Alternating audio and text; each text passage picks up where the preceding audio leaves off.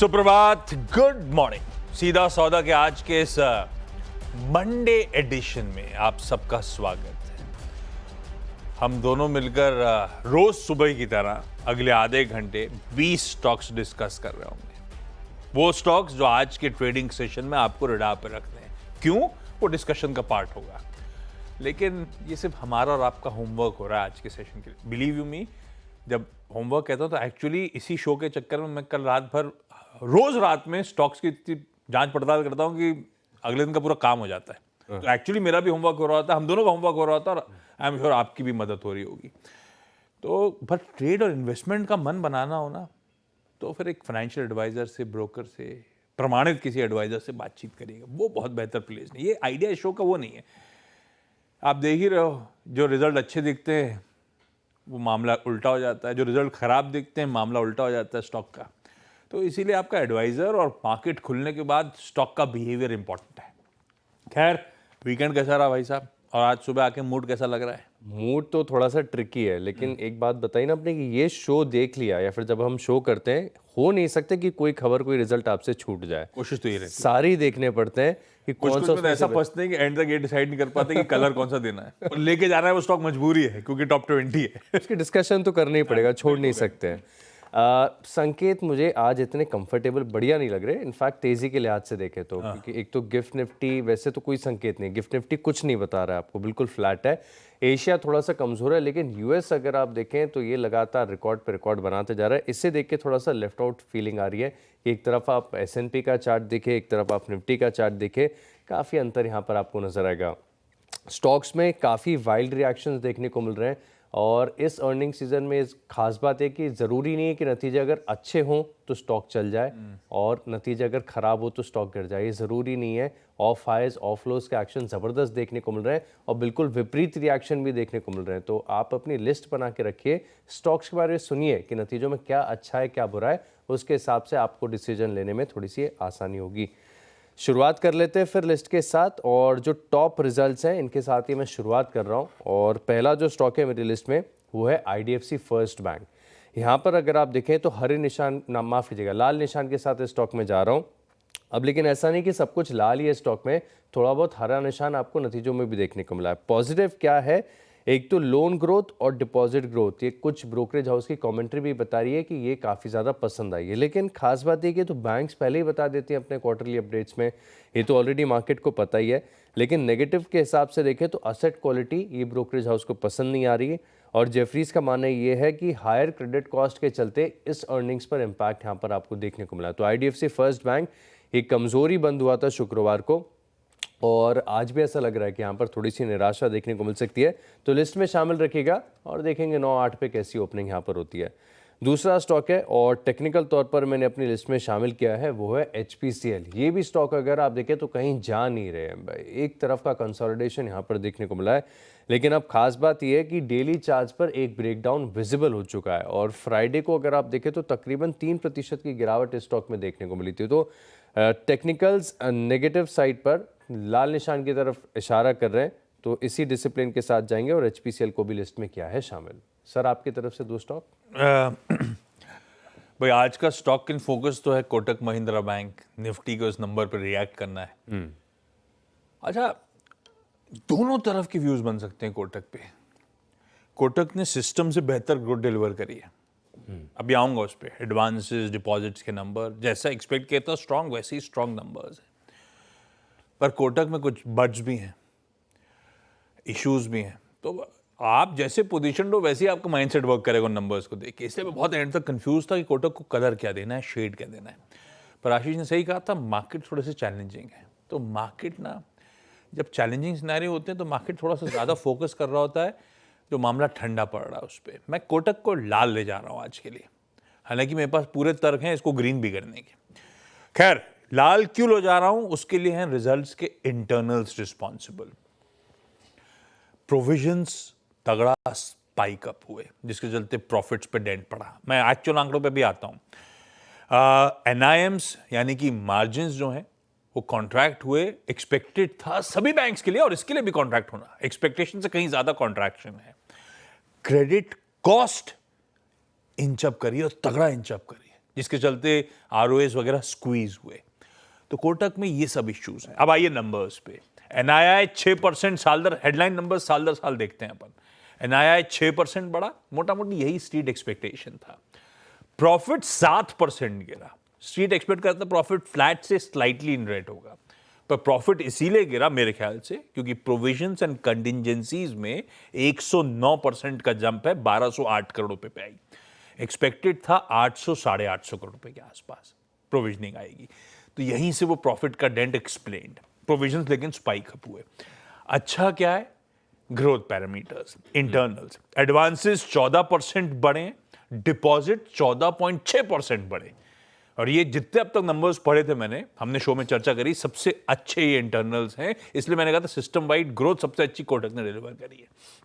पर ये शायद भाव में था क्योंकि यही एक्सपेक्टेड था, 14-15% दोनों एडवांसेस और डिपॉजिट्स में उछाल। एक और अच्छा, कासा सबका कूल ऑफ हुआ है, इनका भी कासा कूल ऑफ हुआ है। एनआईएम्स इशू है, एनआईएम्स आए 4.65% पे, 17 बेसिस पॉइंट्स गिरने की बात थी, 32 बेसिस पॉइंट्स गिर गए। और एक बात ध्यान रखिएगा, आईसीआईसीआई बैंक से क्यों ले लीजिएगा, और कोटक ने भी वही कह रखा है, ये एक क्वार्टर ऑफ एनआईएम पेन नहीं है, ये 2 क्वार्टर ऑफ एनआईएम पेन है। तो कोटक के लिए भी होना है कि अगले क्वार्टर भी मार्जिन्स और फर्दर यहां से कॉन्ट्रैक्ट हो रहे होंगे। पर जैसा आईसीआईसीआई ने कहा था वैसे ही कोटक ने भी H2 को लेकर कमेंट्री अच्छी रखी है, पर अभी एक क्वार्टर दिक्कत, करंट क्वार्टर जो आएगा वो दिक्कत में। एसेट क्वालिटी स्लाइड डिटोरिएशन है ग्रॉस एनपीए नेट एनपीए में।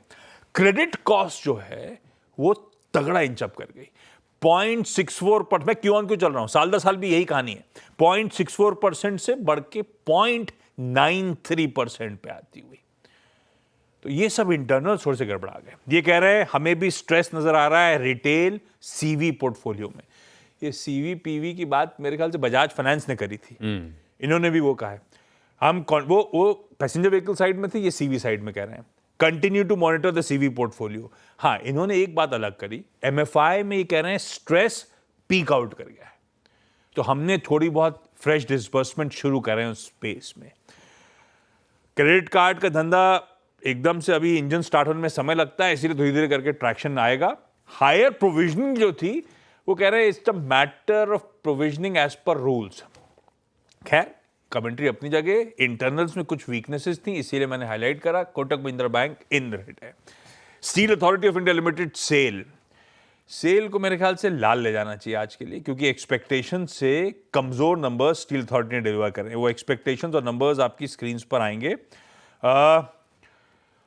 रेवेन्यूज 8% साल दर साल बढ़े, उसके सामने इबीटा में 24-25% का जंप था। हालांकि कहानी क्या है, स्ट्रीट फैक्टर इन कर रहा था कि 9% के मार्जिन बढ़ के 13-14% पहुंचेंगे, वो 9-9.25% वाले 10.5% पे ही थम गए। तो एक्सपेक्टेशन से ऑपरेशनल परफॉर्मेंस वीक था, पर एक सेल को लेने में दिक्कत तो है, तो खराब परफॉर्मेंस। पर क्या है, बेस मटेरियल्स के लिए एक अच्छी खबर ये आ रही है कि ईयू और यूएस में वो डील साझा हो गई, डील करार हो गया। चाइना के साथ आज से बातचीत, फिर से राउंड ऑफ नेगोशिएशन शुरू, तो बेस मेटल में सुबुगाहट रहेगी। एक बार ये ग्लोबल ट्रेड वेट्स रीसेट हो गया ना, तो बेस मेटल वापस रिजॉइस कर रहे होंगे। तो पता नहीं आज बेस मेटल रिएक्ट कैसे कर रहे होंगे, वो अपन को वॉच करना पड़ेगा। पर सेल के नंबर्स वीजा भी एक्सपेक्टेशन ऑपरेशनली दिक्कत में, इसीलिए लाल रखा है। होगा भाई साहब 2। अब HPCL के बाद ONGC ये स्टॉक रडार पर आया, और कुछ हफ्ते पहले आपको याद होगा कि इसकी चर्चा भी हम कर रहे थे, और यहाँ पर बताया था कि स्टॉक ने 1 महीने से कुछ भी नहीं किया। अगर आप 22 कैंडल इसकी निकाल कर देखें प्रीवियसली डेली चार्ट की, बिल्कुल साइडवेज है, कुछ महीने का लाइए ना डेली कैंडल स्टिक लाइट, उसमें मिल जाएगा, उसमें मिल जाएगा। अगर वो दिख जाएगा तो आपको ब्रेकडाउन पूरी तरीके से क्लियरली विजिबल हो जाएगा, क्योंकि ये स्टॉक ऐसा है जो 1 महीने से कहीं नहीं जा रहा था, सिर्फ और सिर्फ साइडवेज। अब ये शुक्रवार की लास्ट कैंडल आप देखें, ब्रेकडाउन आपको साफ नजर आएगा। हाँ, तो इस स्टॉक में ब्रेकडाउन हो गया है, तो इसके चलते आप अपनी लिस्ट में ये ऐसे बिहेवियर फॉलो करता है क्या? क्योंकि आउट ऑफ द ब्लू रात में एकदम से क्रूड इंचअप कर गया तो सब मामला गड़बड़ हो गया। अभी लेकिन क्रूड भी आपके ठंडा पड़ रहा है, इसलिए और दिक्कत बढ़ेगी, और दिक्कत बढ़ सकती है। अदरवाइज ONGC ट्रेड करना बड़ा चैलेंजिंग होता होगा, बहुत ज्यादा चैलेंजिंग है, क्योंकि क्रूड का क्या हो जाए सीधे रातों रात कहानी बदल जाती है। हाँ, और पूरा पॉजिटिव कोरिलेशन है। अगर वहां अगर तेजी आ गई तो इसमें भी तेजी आ जाएगी। पर क्रूड ठंडा पड़ा है, कल और आज, मतलब फ्राइडे और आज के बीच में $1-8 और कूल ऑफ हो गया, कूल ऑफ हुआ है, तो क्रूड चल नहीं रहा, स्टॉक में कुछ हो नहीं रहा है, तो इसके चलते ये जो ब्रेकडाउन है साफ तरीके से विजिबल आ रहा है। तो अगर आपको कोई ब्रेकडाउन वाला चार्ट देखना है तो अपनी लिस्ट में से शामिल कर लीजिए, देखना होगा कि दिन के दौरान कैसा इंपैक्ट होगा। अब ONGC की तो बात हमने कर ली, इसके बाद अगर आप देखें तो CDSL ये भी स्टॉक ऐसा है जहां पर आपको लाल निशान में अपनी लिस्ट में इसको शामिल करना चाहिए, क्योंकि CDSL के नतीजे वैसे तो मैं समझना चाहूँगा कि कैसे देखना चाहिए इसको, साल दर साल देखें या सीक्वेंशियली देखें? लॉजिकली सीक्वेंशली सारे कैपिटल मार्केट के स्टॉक्स, क्योंकि इनमें सीजनैलिटी तो होती नहीं कुछ तो नहीं है, क्यू ऑन क्यू जाएंगे।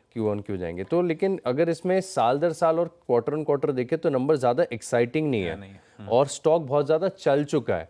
अब एक बात लोगों की ये भी समझ में आ गई कि NSDL आपको जो मिल रहा है वो वैल्यूएशन बड़े सस्ते पे मिल रहा है, 47 टाइम्स पर मिल रहा है, ये करीब 65 टाइम के आसपास चल रहा है। सीक्वेंशियल तौर पर देखें तो नतीजे इतने खराब नहीं है, बस मार्जिन ऐसा है जो 49% के थे वो बढ़कर 50% हो गए हैं और जो मुनाफा पिछले क्वार्टर में 100 करोड़ के आसपास था वो करीब 102 करोड़ हो गया। तो सीक्वेंशियली बड़े फ्लैट नंबर है, लेकिन अगर आप पिछले साल के मुकाबले देखें तो यहाँ पर आपको मार्जिन में ज़रूर गिरावट देखने को मिलेगी, 60% से घटकर 50% के एबिटा मार्जिन देखने को मिले। तो CDSL बड़े रनअप के बाद हो सकता है कि आज जो सुस्त नतीजे हैं इसके ऊपर थोड़ा सा रिस्पॉन्स आपको नेगेटिव साइड पर दे, तो बतौर लाल निशान के आप इसको अपनी लिस्ट में शामिल कर सकते हैं। ओके, अगले दो जो हैं उसमें एक तो पेट्रोनेट LNG, ठंडा ही है, क्यू ऑन क्यू देखते हैं इसको भी। गैस स्टॉक्स को आय 3.5% गिरी, इबिटा 23% का डिक्लाइन, मार्जिन 12.2 वाले 9.7, मतलब कि 250 बेसिस पॉइंट्स कूल ऑफ हो गए और मुनाफा 22% का दबाव। Nothing to write home about, लाल रखा मैंने। ओरिएंट सीमेंट अच्छे लगे, अभी हालांकि इसकी मैपिंग करना मुश्किल है क्योंकि इसमें ऐसा कोई अनुमान नहीं था हमारा, लेकिन ओरिएंट सीमेंट में आए 24-25% बढ़ी, इबिटा 89% का जंप, मार्जिन 13-14% वाले बढ़ के 21% पे आ गए, मल्टीफोल्ड मुनाफे में इसलिए जंप था। तो नंबर्स तो अच्छे ही दिख रहे थे, इन ग्रीन करा है, पर आप लोग पिंच ऑफ सॉल्ट के साथ रखिए। अगले दो कौन से भाई साहब? हाँ, और यहाँ पर रखेंगे फोकस बालकृष्ण इंडस्ट्रीज, इसको भी मैंने अपने लिस्ट में शामिल किया है लेकिन लाल निशान के साथ किया है, क्योंकि मार्जिन्स अगर आप देखें तो जो 24% के थे पिछले साल अब वो घटकर 18% हो गए, तो डिसअपॉइंटमेंट है, नंबर सुस्त है, यहाँ पर आप रखेंगे फोकस। और इसके बाद GMDC, ये भी नतीजों के ऊपर रिएक्शन देगा और जैसी अगर आप देखें तो रेयर अर्थ मेटल्स वाली जो खबरें आ रही थी इसके बाद स्टॉक ने बड़ा रनअप दिया था, बड़ा शूटअप किया था, लेकिन अब जो नतीजे निकल कर आए ये निराशाजनक है। 184 करोड़ से मुनाफा घटकर 164 करोड़ हो गया है और एबिटा ये 211 करोड़ से घटकर करीब 170 करोड़ हो गया, तो नंबर्स थोड़े से डिसअपॉइंटिंग है। GMDC को भी अपनी लिस्ट में शामिल करें। Okay, L&T technology services LTTS, कम होता है कि ये लोग एकदम एग्जैक्ट आंकड़ा भी बता दें, otherwise multi year multi million पे रुक जाती है कहानी। ये कह रहे हैं $60 मिलियन की US के टियर 1 टेलीकॉम प्रोवाइडर से हमें सॉफ्टवेयर इंजीनियरिंग एंगेजमेंट ऑर्डर मिला है, बढ़िया है, ग्रीन करा है। राइट्स, ये कह रहे हैं कि भारत इलेक्ट्रॉनिक्स, जिसके आज नंबर आने वाले बाय द वे, BEL से 177 करोड़ रुपए का लेटर ऑफ अवार्ड मिला है। दोनों ने मतलब बेसिकली ऑर्डर बैक करें, इसलिए दोनों को ग्रीन रखा है। ब्रेक के उस पर जब लौटेंगे तो अगले 4 स्टॉक्स पे बातचीत।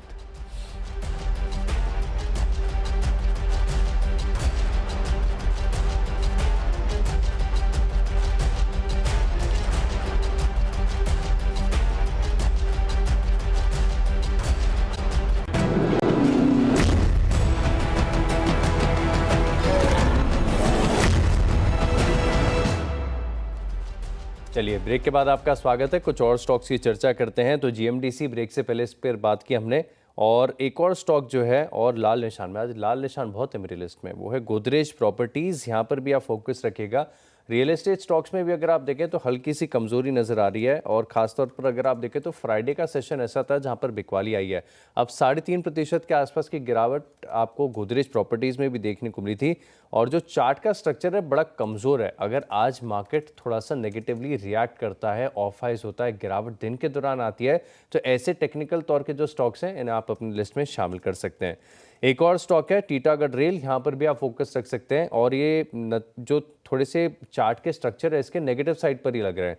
अब डेली चार्ट्स पर आप देखें तो एक राउंडिंग टॉप फॉर्मेशन आपको नजर आएगा, जैसे एक राउंडिंग बॉटम होता है जिसे बुलिश मानते हैं, ऐसी राउंडिंग टॉप जो होता है उसे डिस्ट्रीब्यूशन का संकेत बताते हैं। तो यहाँ पर आप फोकस रख सकते हैं, गिरावट आ सकती है तो टीटागढ़ रेल, इसको भी अपनी वॉच लिस्ट में शामिल कीजिए। ओके, ये रखिए रडार पे स्टॉक्स। एक है नतीजे खराब हैं, पर इसकी इशू ये है कि इसकी प्रमोटर्स और इसकी शोल्डिंग बड़ी खतरनाक है। प्रताप स्नैक्स, मैं ऐसे लाल लेके जा रहा हूँ क्योंकि नंबर्स डिसअपॉइंटिंग।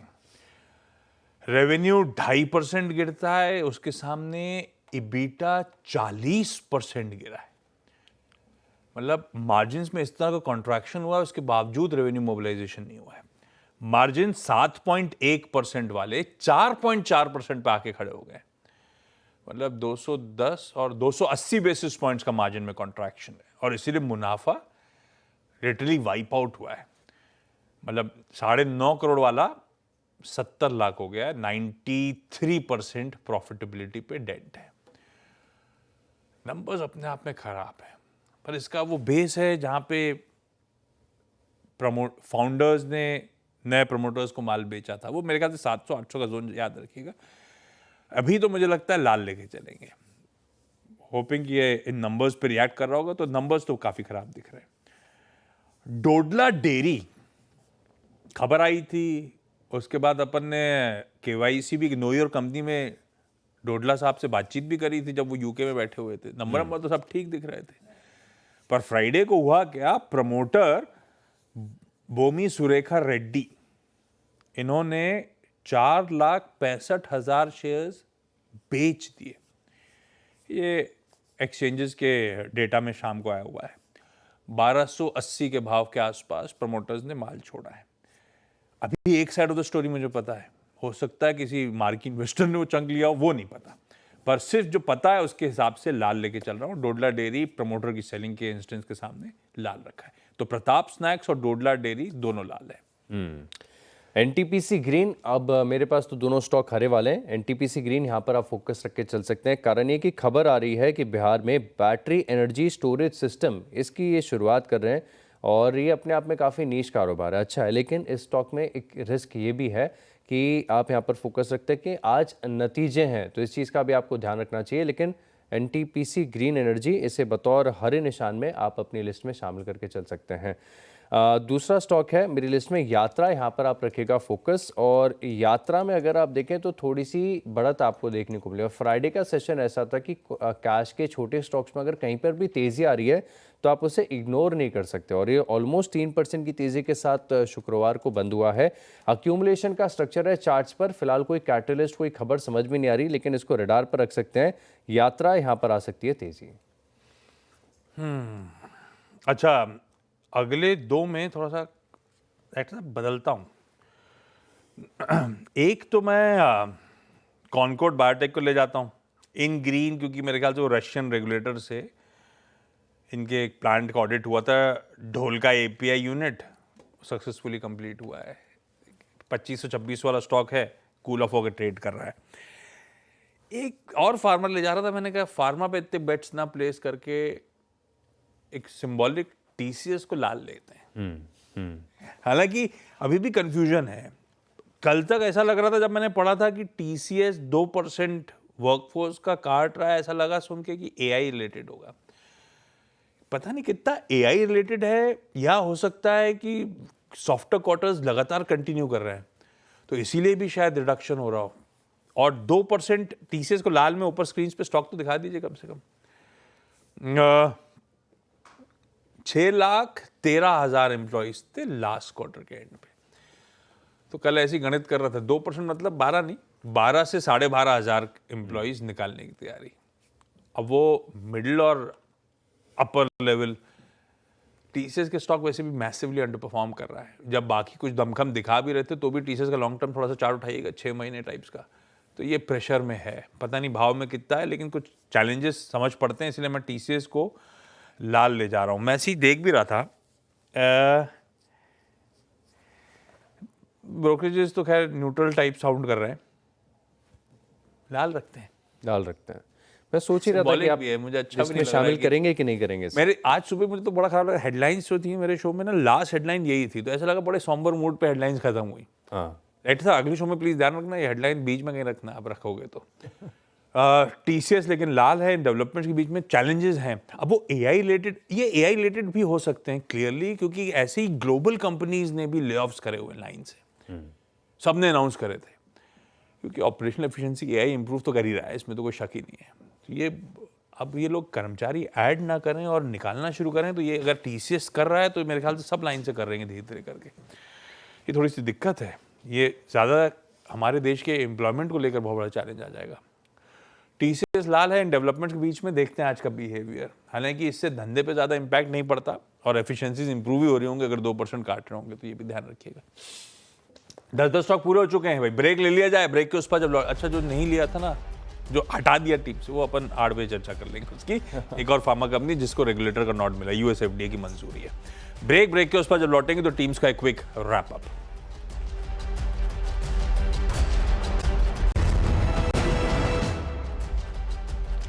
चलिए ब्रेक के बाद आपका स्वागत है और 20 स्टॉक्स की लिस्ट है तैयार। और आईडीएफसी फर्स्ट बैंक इसे अपने रडार पर रखेगा। एचपीसीएल ओएनजीसी यहाँ पर हुआ है ब्रेकडाउन। सीडीएसएल के नतीजे ठंडे हैं। बालकृष्ण इंडस्ट्रीज मार्जिन में आई है गिरावट।